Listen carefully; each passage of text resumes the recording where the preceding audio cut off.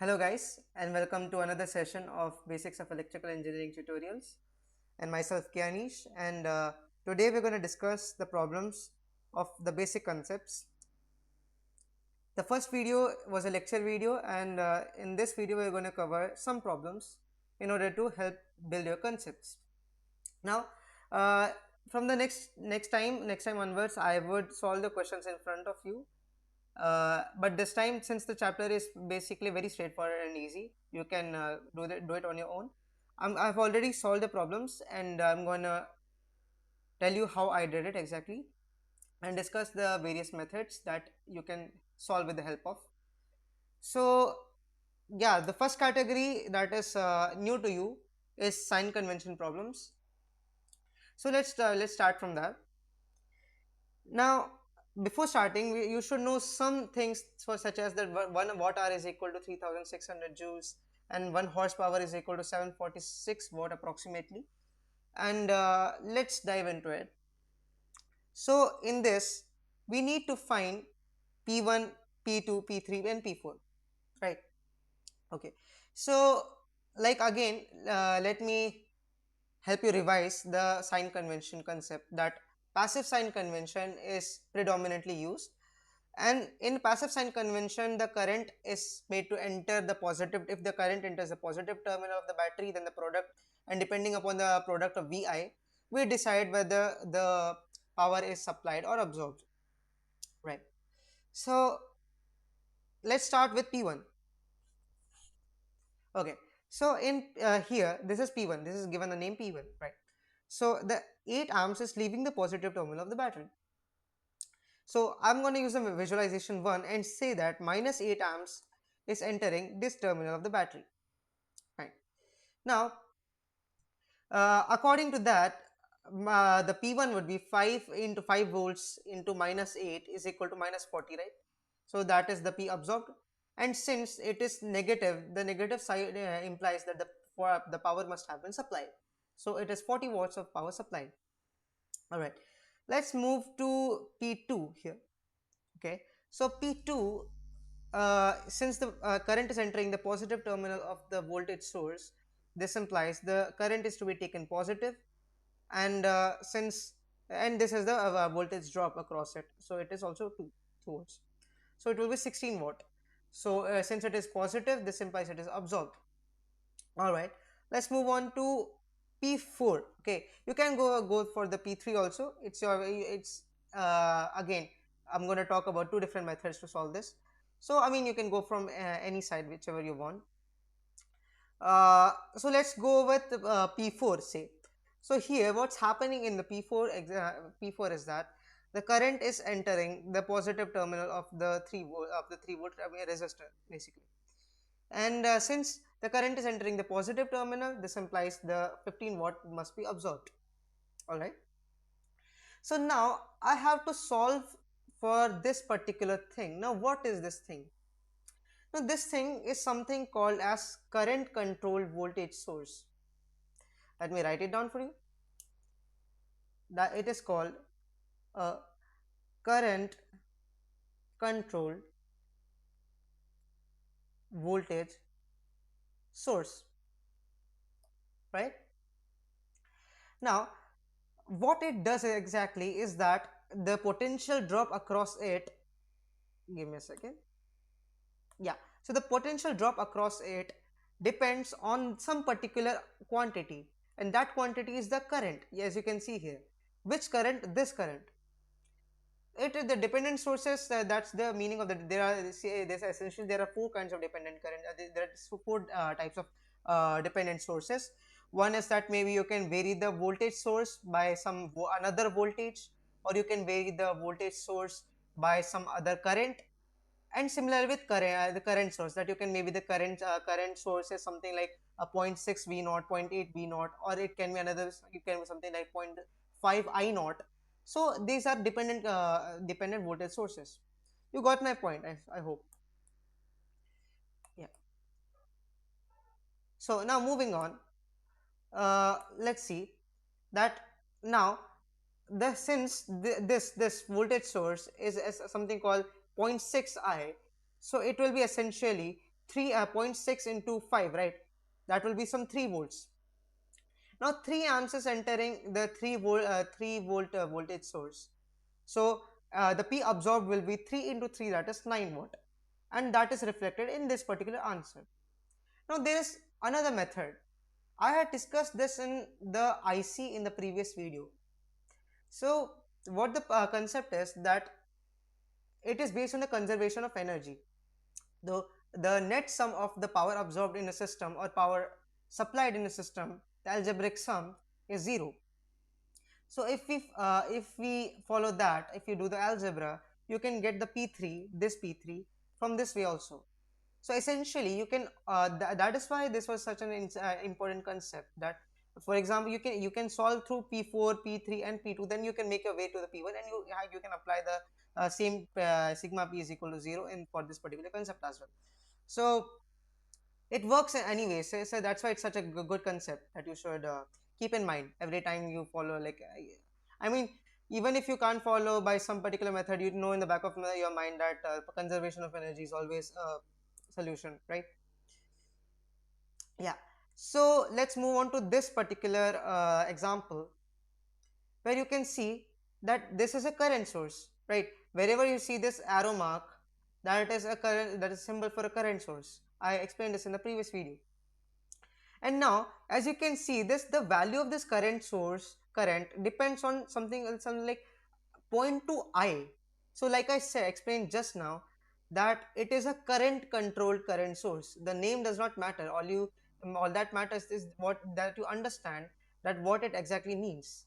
It means that the current in this particular branch is dependent on another current, which is this current I. So the value of this current would be 0.2 into 5, right? That will be your value of the current. Fine. Now yeah, so let's do the same process again, once again. So P1, let's start from P1. Okay, the current is leaving the 20 volt voltage source, so minus 5 amps current is entering. So the power absorbed is minus 100 watt. So power supplied is 100 watts. All right. P2, 12 12 volts and 5 amps is entering, so 60 watts. P3, here you can see that the 6 amp current is entering the positive terminal, and the voltage is 8 volts. So the power absorbed by this particular element is 48 watts. All right. So again, when we come to P4, there are two ways, two methods that you know of till now, through which you can solve. There are going to be hundreds and hundreds of methods maybe, and you can solve through any method. But right now, these two methods should instantly strike your mind. First, okay, so this conservation of power is all. The conservation of energy is always the solution. Is always a method available to me. All right. Now, while solving any problem, the key to solve any problem in electrical, at least what I have discovered so far, is to think about all the possible methods. All right, write down all the possible methods, even in exam. That gets you bonus, not bonus, but even if your solution is wrong, as long as you have explained all these particular thought process and these steps, you're gonna get some marks, at least partial marks at least. And at least some marks is better than no marks, right?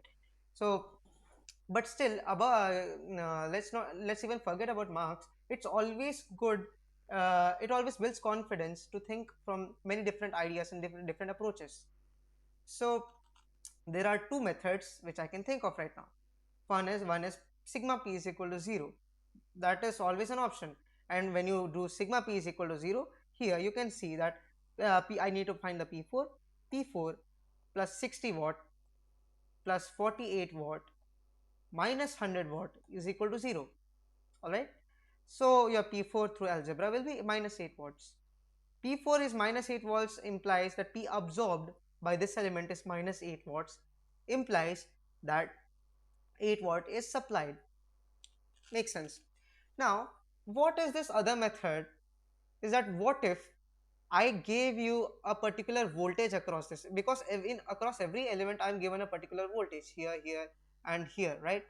So I was doing vi for all these three particular things. Now all I need is the voltage across this, because I already know the current in this particular branch. The current in this particular branch is 1 amps regardless, because it's a current source.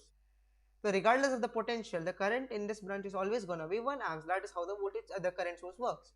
All right. So what I need is just the particular voltage across this element.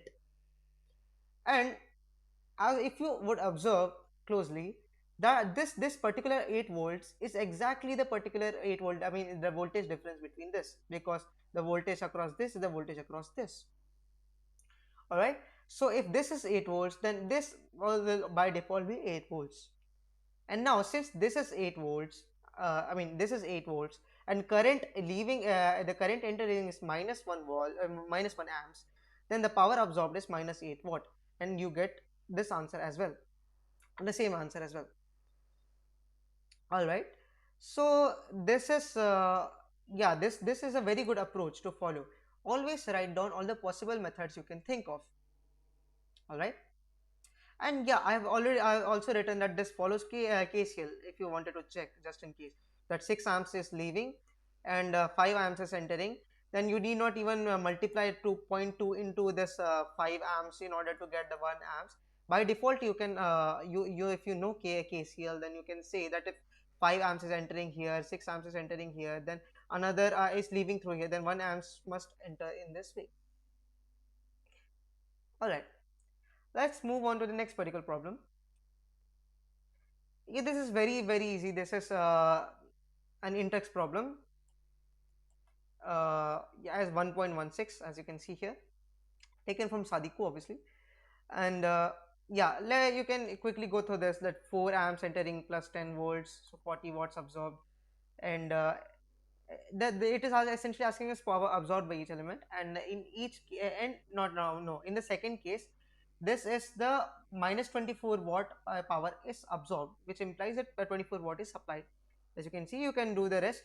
Yeah, let me talk about this basically. If you find if you are finding it tricky, that essentially say that here, if in this particular branch the current is going to be the same, right? Since there is no accumulation of charge, the current in this particular branch is going to be the 3 amps. So 3 amps minus, I mean minus 3 amps current is leaving the positive terminal of the of the element. So 3 amps is entering the positive terminal. So you can either think like minus 3 into minus 5, you can reverse the polarity or something like that, or you can simply, like I said, like I did just now, you write the answer is 15 watts. All right. So this is the 1.17, right? I want to talk about this problem specifically, because it can help underline some key concepts, some uh, not concepts, it's improving the way we think, how we approach a particular problem. So here, the first element I need, I'm given that it is minus 205 watts, and this is 60, and basically I need to find P3, right? So you'll instantly think of sigma P equal to 0, and that's a good way to that's very good approach. I mean, because it's foolproof, I mean like fail proof, and it will always work, right? So you do the algebra, you get, like, you'll say that answer, report with the answer that power P3 is 70 watts. And I will say that, okay, but let's analyze this a little bit deeper. To comment on whether the power was absorbed or supplied, we have to make an assumption, on which assumption that which kind of sign convention is being followed here. When I gave you to solve this problem, you might have instantly did the algebra without even thinking whether this P1 minus 205 watt is the power reported through which particular sign convention, right? So yeah, so it's like yeah, so if it is passive, then our above answer is correct, obviously. And if it is active, active sign convention, like I said, active sign convention will be just the reverse of the passive sign convention. Then the only difference between these two conventions will be the minus sign, right? So then our answer should be supplied. The answer should be supplied because whether it is asking whether P3 is the power is received or delivered. So that is why we have to understand each problem on a little deeper level in order to improve. All right. So yeah, let's come to this problem now. So yeah, here again I have to find a I in this network. What is this? I have to find this I in this network. All right. Now there are two methods to solve. That is step one before any solving any kind of problem is to understand. Step one is to understand the circuit. What is happening, what is exactly happening here, and what is being asked by the question. I saw the circuit, I analyzed the circuit, that it is a quite simple concept, a quite simple circuit, and I have to find this current in this particular branch. All right, and then I thought, okay, what are the possible methods? Okay, so assume I am a student at your level and I'm learning with you guys. So I just know the concepts that were taught to me in the first lecture. So I will think of, I can either use KCL and KVL are obviously always applicable, right? See, even if you don't know KCL and KVL, the next chapter, the chapter 2 is literally about nodal and mesh analysis, and that is KCL and KVL. So there are going to be lots and lots of problems regarding that. So you can learn it there also. But yeah, in this chapter focuses mainly on the basic concepts, right? Okay. So again, I can think of two methods. KCL. KCL makes it very easy. That I just need to find this particular I, right? 4 amps is entering, as you can see. 4 amps is entering this junction. 1 amp is leaving.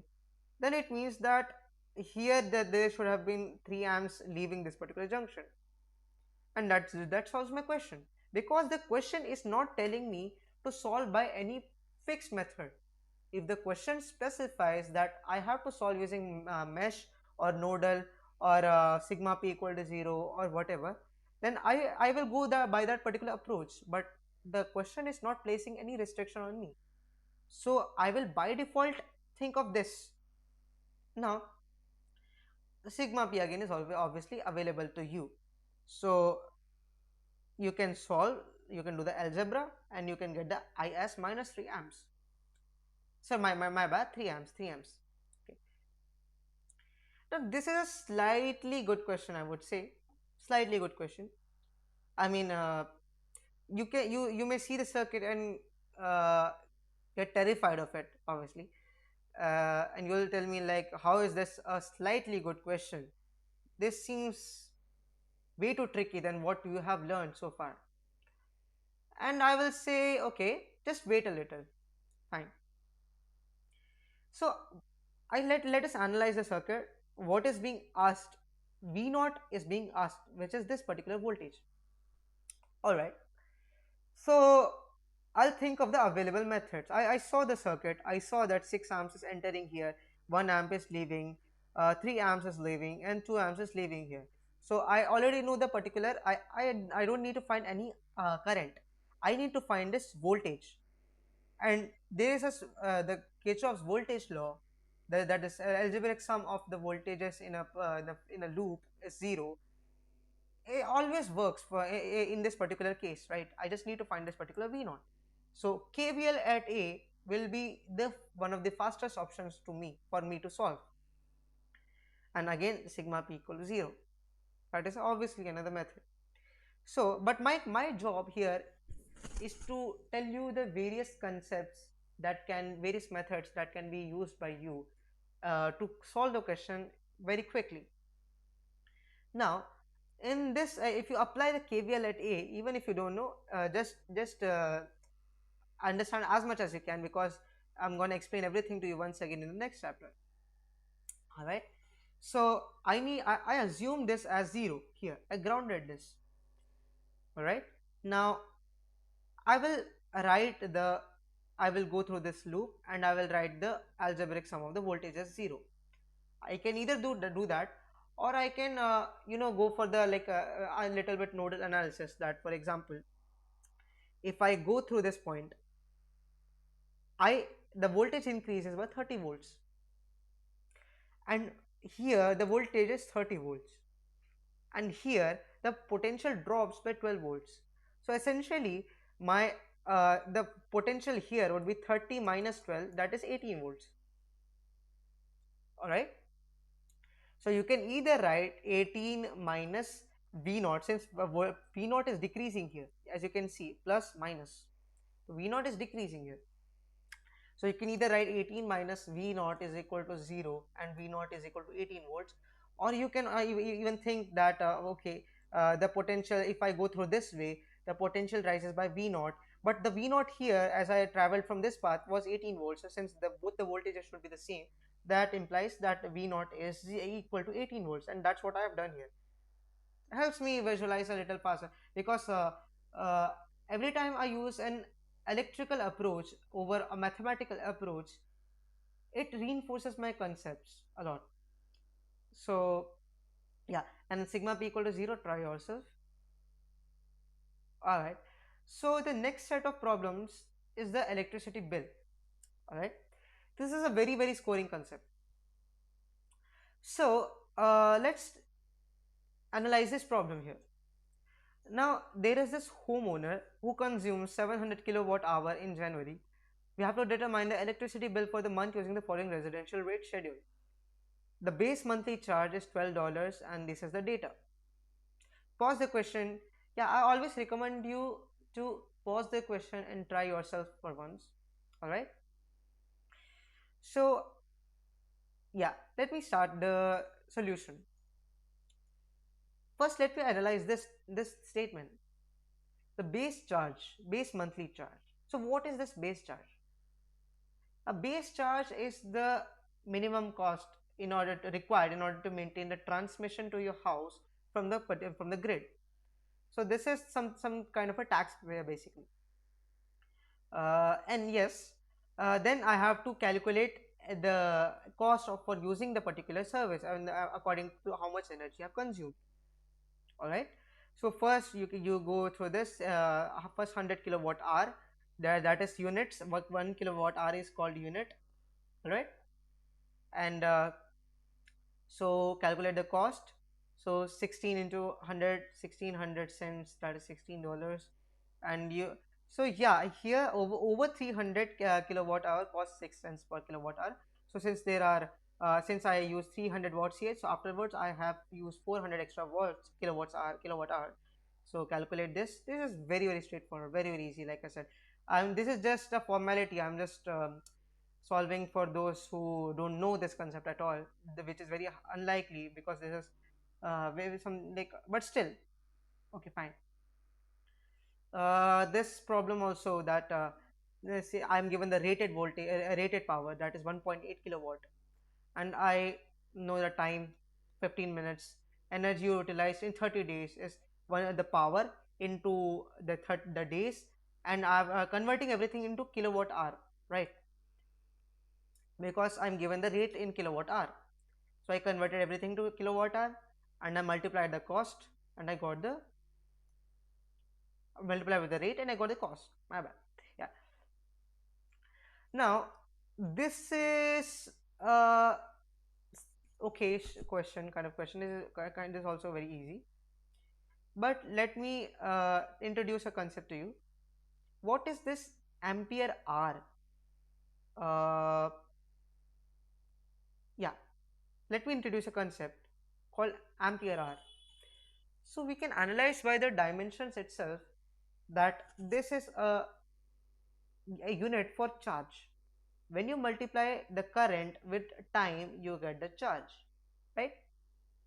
So when you multiply, and what is a coulomb? A coulomb is ampere second, and so I'll just multiply with 3600 seconds in order to get 3600 coulombs. So 1 ampere hour is essentially 3600 coulombs. All right. So I'm given that there's a constant current of 3 amps for 4 hours, and it is required to charge an automotive battery. All right. So the current is constant with respect to time, and time is 4 hours, and V is equal to 10 plus T by 2. All right, and where T is in Rs, so that is quite important to keep in mind, for the units, right? So the first part of the question is asking us how much charge is transported as a result of the charging. And charge is basically integral I dt with from t naught to t, and you, since the current is constant with respect to time, you can take it out of the integration, and 3 into 4 will give you 12 ampere hours. Why? Because dt, when you integrate, you're integrating the delta t is 4 hours, so that is reflected in the units. We want coulombs, multiply with 3600. All right, now let's move on to the second part, which is how much energy is expended. Now energy is equal to integral p dt, and which is vi dt. So the 3 is basically the current, and it goes out of the integration, and since voltage is a function of time, it stays inside the integration, 10 plus t by 2 dt, all right, from 0 to 4 hours. So if you calculate this particular integral, it is 132. But what are its units? Okay, so I know that units of voltage is V. See, regardless of whether this t was in hours, in seconds, or milliseconds, or whatever, since it is a voltage, the unit will always obviously be V regardless. All right, and the current is also in amperes. So volt ampere is basically what? All right, volt ampere is basically a voice is basically what you will read this in okay, when you understand the complex power, real power, average power in the AC part. So, but yeah, you should you know this already, I guess. Volt ampere is power or is watt. All right. So since we are integrating with respect to time in the integration, time in hours, all right. So my final units will be some watt hours. So that is 132 watt hours. All right. So cost is equal to rate into the particular energy used. So you do that, and you get 1.18188 cents. So that much money is required in order to charge an automotive battery. These are all practical, real life data. The answers match somewhat with the real life. So that's why that's a very good difference between engineering and the JEE concepts that you studied so far. Sometimes in JEE, the data may not be practical with the everyday usage, and that's a very good thing that they changed in engineering, because you have to deal with practical stuff from now on. All right. So let's move on to the next question. So this is a somewhat good question, I would say. Not a good question, somewhat good question conceptually. The only concept that is being used is this ampere hour, like I explained in the previous question. All right. So what is the meaning of rated at 160 ampere hours? It means that the battery can provide a total charge of 160 ampere hours. That is its capacity. All right. Now the question is asking me what is the maximum current that it can supply for 40 hours. So imagine there's this particular battery that a battery, obviously it will get discharged after some point, right? You cannot use the battery forever. It is going to get discharged after some point, depending on how much current you are on how much current you are using, on how much time you want to use it. So the question is saying that it needs maximum current as it can get. All right, and for 40 hours. Okay, so assume this hypothetical scenario where the battery is providing the maximum amount of current as possible, and it is supplying for this 40 hours. So I need to find out what is this maximum current. So q total is equal to I delta t, and 160 ampere hour is equal to I max into 40 hours. So hours and hours will get cancelled, and you get I max is equal to 4 amps. Pretty straightforward. And how many days will it last if it is discharged at 1 milliamps? So this is the rate at which, 1 milliamp current is flowing through this particular battery.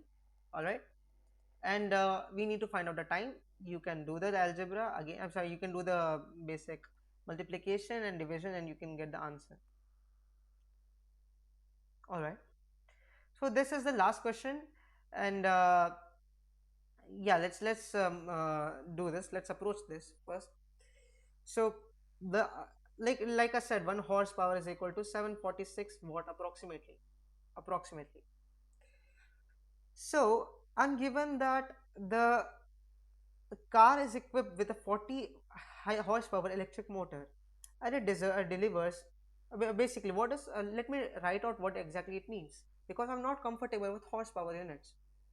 All right, so I wrote that it delivers 40 into 746 joule of energy per second. All right, that is essentially what when you do the multiplication you get 29840 watts. Joule per second is what, right? Now I'll convert this back into kilowatt, because I am because the kilowatt hour is the standard unit of energy.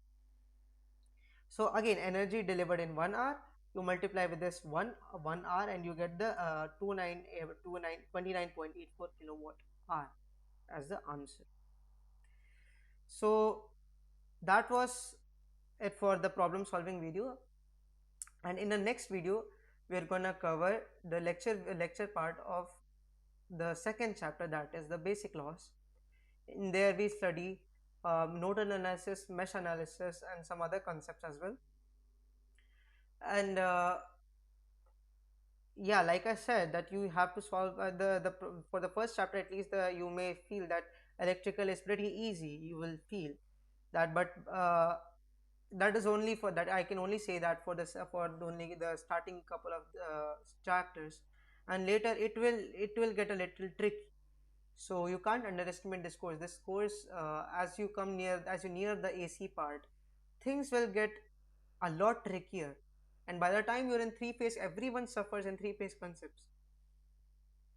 And what got me through compared to the others was that my concept was my consistent I mean, not consistent, obviously it's engineering. Uh, you will laugh at me if I said that I practice consistently. No, but still, uh, in this course at least, reading theory will not help you. Reading theory is always good for understanding the concept, the core concept, but you have to solve a lot in order to you have to solve in order to understand the concept well. You may not know the theory by words exactly, but if you know how this works while you solve, then I guess that is enough for you to pass this course.